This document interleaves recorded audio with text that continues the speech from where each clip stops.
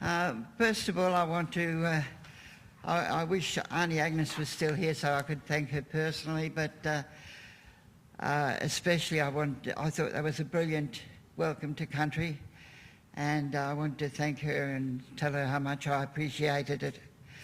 Also, I want to thank Les and the National Congress for organising this do and for inviting me to be here. Now, I've been asked to give a bit of a personal history on things that happened in the Aboriginal Embassy, and because it is a personal viewpoint, unfortunately the I word will come up frequently. Now, I don't want you all to leave here thinking I'm some sort of an egomaniac, but lots of very interesting things just happened to happen to me. And to get on with it, why did I ever become involved in Aboriginal activity? So I was a young housewife, just came down to Sydney when I first started getting involved, and then I started producing children like it was going out of style. So I really didn't have a whole lot of free time to get involved with a lot of things. But I did get opportunities to go to places like Purfleet Reserve in Taree, and I saw the conditions that people were living in there, where they had these little fibro boxes, you know, straight out of the 1950s. And when you actually went into the houses, there was a sink beside the kitchen door. There's hardly ever would there be a tap. I don't think I ever saw a tap over a kitchen sink. There was one tap in the community that everybody had to travel with a bucket.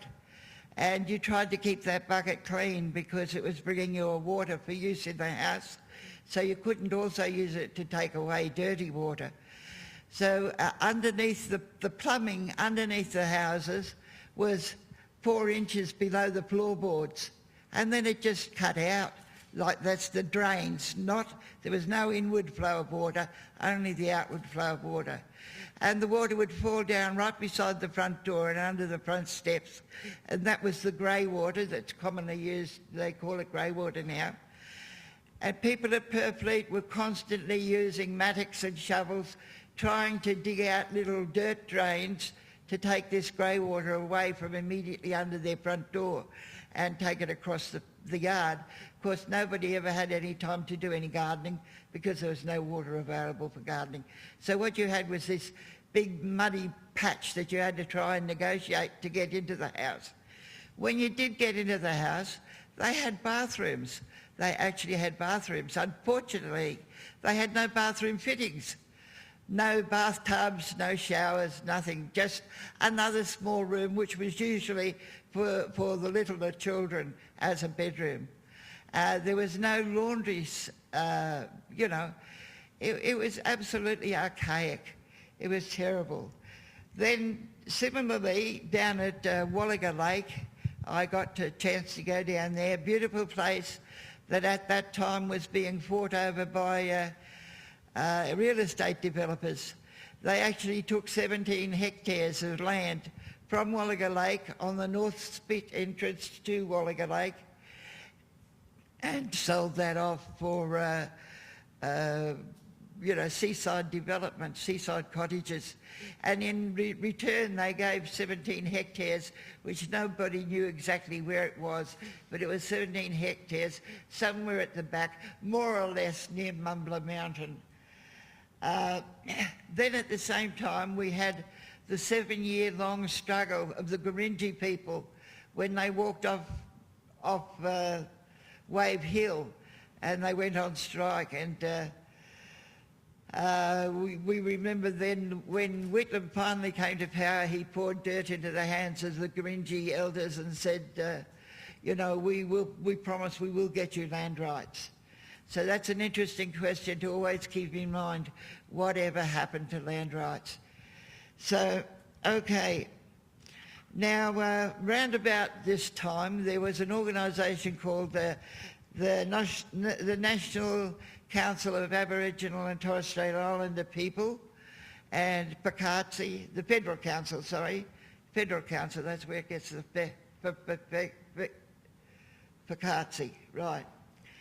This was an Aboriginal and non-Aboriginal organisation where, unfortunately, the non-Aboriginal part of the organisation had grown much, much stronger and was a little patronising in its attitudes. I know they had the best of intentions, but many a crime has followed on the heels of the best of intentions, especially if you look back on the history of the stolen generation. Lots of those white housewives in suburbia who wanted to foster and care for Aboriginal kids did so for the very best of intentions. However, Pukatsi in 1972 had their first conference. Their conference that year was in, oh, thank you very much, that's what I need. Their conference was in Alice Springs, and for the first time they had an Aboriginal-only section of the conference, and they invited 7 sets of Aboriginal elders. Actually, they invited 8 sets of elders from the southern part of the Northern Territory and northern South Australia to come to this conference, to the Aboriginal part only, where the subject was going to be land rights. Now, I've always maintained that this was the first national conference on Aboriginal land rights. People were very, very concerned to get there. There were 9 women who got on a Greyhound bus from Townsville. 9 women and a bag of oranges got on that bus. They had no money. And when I was fortunate enough by then, I actually had a motel room, and these 9 women spent a lot of their time lying around on my motel room floor. But I don't recall now, I'm getting too old, I don't recall how we fed them. But I do know that at every function or gathering that I've had anything to do with the organising of, we've always made sure that there is food waiting for people when they come, because it takes so much money for anyone to travel around in this big, big country of ours. All right. When I was in Alice Springs, as I said, we had the 7 groups of tribal elders. The Santa Teresa mission sent us a telegram saying that surely it wasn't normal to have a conference of this importance to take place on the Holy Weekend, because it was over Easter, and that unfortunately their elders would not be coming. So we ended up with the 7 groups of elders. We had been told by the bureaucracies that we would never get these 7 groups of elders to sit down together in the one room. They said these people fight all the time up and down the length of the Todd River. They won't talk to each other. But in fact, they all did come together. And there were a few women, very few women in the audience, but it was the men who were speaking. And I recall a woman sitting next to me who knows that I tend to like to talk a bit. So she was trying to grab me and stop me from standing up and taking over. So after a little while, some of these groups were very, very tentative about taking on the government and getting the government offside by starting to talk about land rights. And in the end, I did stand up, and my feminist sisters would probably never forgive me if they knew, but the first thing I said was, I am sorry, I am only a woman. I'm just a woman. I'm not here, you know. But I realise you people are very serious. And the thing is that I want to talk on behalf of the children, and if we don't start taking time now to fight for the rights, for land rights, what is there going to be left when our children are grown up? And that's still a question, you know. The land rights are disappearing as we speak. Okay, so when I came out of that conference, an older lady who was quite dusty and barefoot came up to me, and she put her arms around me and she started crying. And of course I started crying, which is what one does when somebody throws themselves into your arms and they start crying. And she told me about how she had had 10 children, and each of the 10 children had been taken from her. Now, we're all aware of the stolen generations, but this lady had lived around Alice Springs all of her life. She was quite an elderly lady, And she said they took 10 of my children. I never had one of my children up to the age of 3. They were all taken from me. And eventually we separated, and she went on her way and I went on mine. And a white woman, local woman from Alice Springs, came up to me and she said, "Oh, did so-and-so start telling you about her 10 children that she had taken from her?" And I said, "Yes." And she said, "Well, it's not true, you know." And I started to bristle. Who is this woman coming to tell me that my sister wasn't, that this old auntie had told me an untruth? She said, this lady knows how many children she's lost, but she can only count in English up to 10. She has actually lost, from her investigations of the situation, of that woman's story, she had lost 17 children.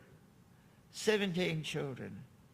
And even now my skin crawls when I think of a woman having 17 of her babies ripped out of her arms. It's terrible. Okay, so that's about, that's about all for that little bit. I'll just go on to the next page, which is about women at the embassy. Now, over the years, you might have noticed quite a few men talk about the Aboriginal Embassy, but there are very few women who talk about what happened there. And you had people like Bobby Sykes and Cheryl Buchanan and Lynn Thompson. Now, all of these, Cheryl, I think, is still in Queensland, but Bobby has passed away, and she never claimed to be Aboriginal. She was a black Australian, and that was enough for her. There was Lynn Thompson, who was only in her early 30s when she died tragically in a house fire. There were many others who I remember, but because I'm getting old, I can't remember whether I met them first as coming in as residents at the embassy. I do know that I came to Canberra with my 5-month-old baby on the 7th of April in 1972. And we put the baby in a bassinet in the tent at the embassy, and the 7th of April was getting very cold weather, so there was a fat little puppy that we would put in the bassinet with the baby to try and help keep her warm overnight.